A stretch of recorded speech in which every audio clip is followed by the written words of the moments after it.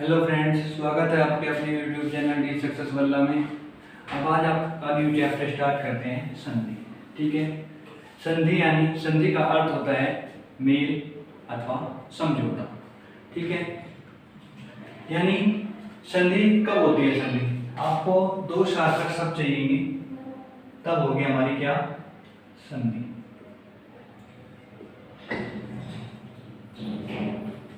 यानी संधि जो होती है हमारी वो दो सार्थक शब्दों में होती है। ठीक है, संधि के प्रकार कितने प्रकार की होती है हमारी संधि? हमारी संधि तीन प्रकार की होती है। नंबर एक होती है आपकी स्वर संधि, नंबर दो आपकी व्यंजन संधि, नंबर तीन होती है आपकी विसर्ग संधि। ठीक है, स्वर संधि नंबर एक।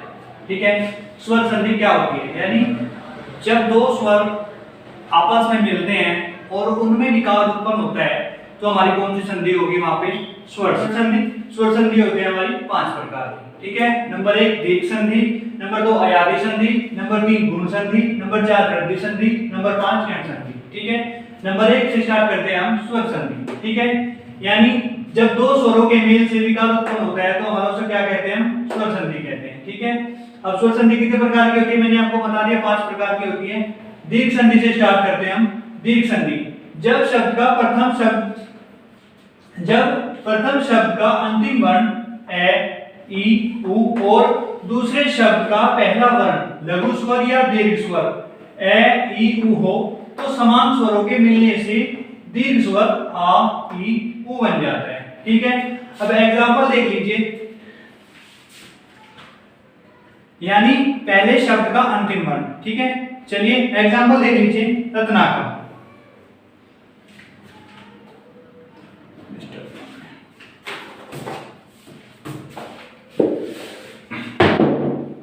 एग्जाम्पल देख लीजिए। रत्नाकर,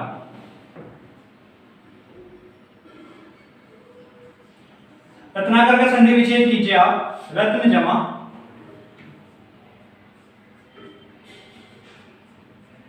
आकर। ठीक है, रत्न जमा आकर। अब मैंने दीर्घ संधि की आपको पहचान बताई है, यानी पहले शब्द का अंतिम वर्ण। देखिए यहाँ पे क्या आ रहा है?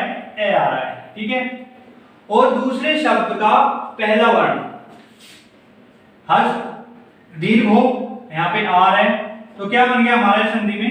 आ।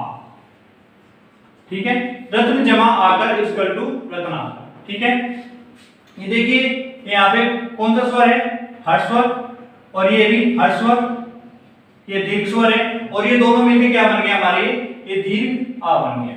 ठीक है, ये हो गया आपका रत्नाकर। ठीक है, समझ में आ गया? यानी जब प्रथम शब्द का अंतिम वर्ण ए, ई, उ यानी हर्ष स्वर हो और दूसरे शब्द का पहला वर्ण लघु स्वर या दीर्घ स्वर। यहाँ पे दीर्घ स्वर भी आ सकता है, जैसे दीर्घ स्वर हो गया आपका आ, ई और बड़ो। ठीक है, तो समान स्वरों के मिलने से दीर्घ स्वर बनते हैं। अब एग्जांपल देख लीजिए। अब देखिए यहाँ पे, यानी ये ए हो गया और इसके साथ अगर ए की संधि होगी ए प्लस ए तो क्या बनेगा हमारा? आ बनेगा। क्या बनेगा? दीर्घ बनेगा। ठीक है, अगर आपका ए प्लस आ तब भी क्या बनेगा हमारा? दीर्घ ही बनेगा। ठीक है, अगर दोनों के दोनों दीर्घ ही हो तब क्या बनेगा? तब भी हमारा क्या बनेगा? दीर्घ ही बनेगा। ठीक है, अब ऐसे एग्जांपल ई में देख लीजिए। यानी ये स्वर है हर्ष स्वर और इसके साथ हमने दीर्घ स्वर लिया तो हमारा क्या बन गया? हमारा ये दीर्घ ही बनेगा। ठीक है, ऐसे ही आपका इसमें है छोटा हो और छोटा हो तो हमारा क्या बन गया? ये दीर्घ बन गया।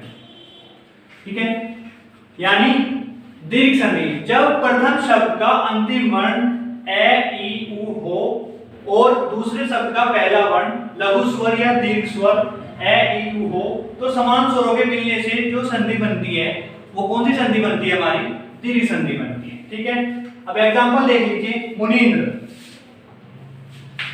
ठीक है, मुनींद्र। अब एग्जाम में क्वेश्चन आ गया मुनींद्र में कौन सी संधि है? ठीक है, अब सबसे पहले आप इसका संधि विच्छेद करोगे। ठीक है, यानी मुनि जमा इंद्र। क्या हो गया मुनि। नंबर देखिए मुनीन्द्र, यानी सबसे पहले इसका संधि विच्छेद करेंगे, मुनि जमा इंद्र। अब देखिए पहले शब्द का अंतिम वर्ण क्या आया हमारा यहाँ ई, और दूसरे शब्द का पहला वर्ण क्या आया हमारा ई, तो इन दोनों की संधि हो गई तो हमारा क्या बनेगा दीर्घ स्वर यानी ई। ठीक है, यानी मुनि जमा इंद्र क्या बन गया हमारा मुनीन्द्र। ठीक है, नेक्स्ट एग्जांपल और एग्जांपल देख लीजिए इसके। नेक्स्ट एग्जांपल है आपका वार्तालाप। ठीक है, वार्तालाप की संधि विच्छेद करेंगे सबसे पहले, वार्ता जमा अलाप। ठीक है, अब देखिए पहले शब्द का अंतिम वर्ण क्या आया यहाँ पे आ। ठीक है, और दूसरे शब्द का पहला वर्ण क्या आया हमारा यहाँ आ, तो क्या बन गया हमारा ये दीर्घ स्वर बन गया हमारा ये आ, यानी वार्ता जमा अलाप वार्तालाप। ठीक है, अब नेक्स्ट देख लीजिए वधूत्सव। वधूत्सव की संधि विच्छेद कीजिए पहले, वधु प्लस उत्सव। ठीक है, वधूत्सव वधु प्लस उत्सव। अब देखिए पहले शब्द के अंतिम वर्ण में क्या आ रहा है छोटा उ, ठीक है, प्लस दूसरे शब्द के पहले स्टार्टिंग में क्या आ रहा है छोटा उ, तो इन दोनों की संधि हो गई तो क्या बन गया हमारा ये बड़ा उ यानी दीर्घ बन गया। ठीक है, तो क्या हो गया हमारे वधु जमा उत्सव वधूत्सव। ठीक है, नेक्स्ट देखिए आपका सूक्ति। सु जमा उक्ति, सु जमा उक्ति। अब देखिए ये यहाँ पे क्या है दीर्घ है उ, और ये है छोटा, तो हमारा क्या बन गया दीर्घ बन गया। सु जमा उक्ति यानी क्या बन गया हमारा सूक्ति। क्या बन गया बच्चों सूक्ति। ठीक है, नेक्स्ट एग्जांपल देखिए भूष्मा। ठीक है, भू जमा ऊष्मा, क्या बन गया हमारा भू जमा ऊष्मा। अब देखिए यहाँ पे भू में कौन सा वर्ण आया है स्वर आया है, भू में कौन सा स्वर आया है यहाँ पे ऊ। ठीक है, और दूसरे वाले में छोटा, संधि होगी क्या बन गया हमारा ये बन गया हमारा दीर्घ स्वर। ठीक है, यानी भू जमा ऊष्मा क्या बन गया हमारा भूष्मा। तो यानी भूष्मा में कौन सी संधि है हमारी दीर्घ संधि। ठीक है, नेक्स्ट एग्जांपल देखिए लघु उर्मी।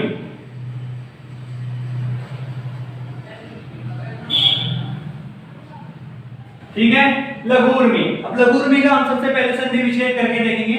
संधि विच्छेद क्या बैठेगा इसका लघु प्लस उर्मी, क्या बन गया लघु प्लस उर्मी। यानी अब पहले शब्द के अंतिम वर्ण में देखिए क्या आया है यहाँ पे ऊ आया है। ठीक है, ठीक है, छोटा हुआ है। ठीक है, और दूसरे शब्द में क्या आया है हमारा,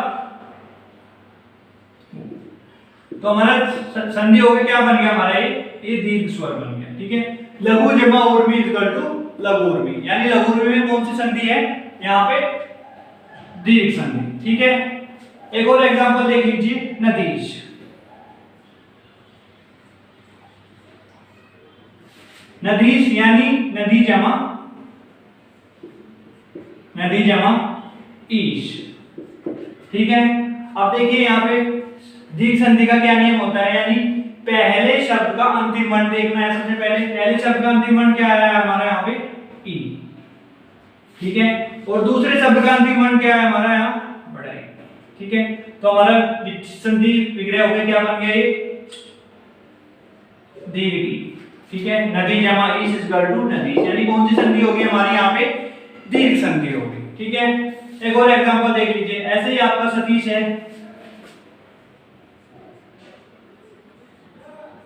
सतीश सती जमा ईश। ठीक है, यानी ई प्लस ई क्या हो गया इक्वल टू दीर्घ ई। ठीक है, यानी सतीश में कौन सी संधि होगी हमारी यहाँ पे दीर्घ संधि होगी। ठीक है, नेक्स्ट है आपका महेंद्र।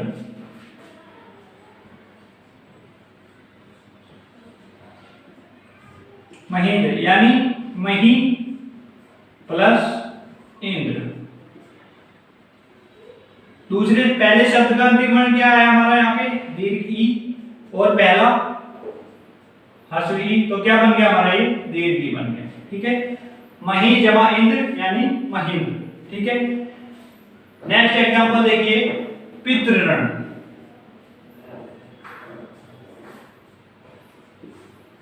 पितृऋण की संधि विच्छेद करेंगे आप, क्या बनेगा पितृऋण की संधि विच्छेद करके देखिए, पितृ प्लस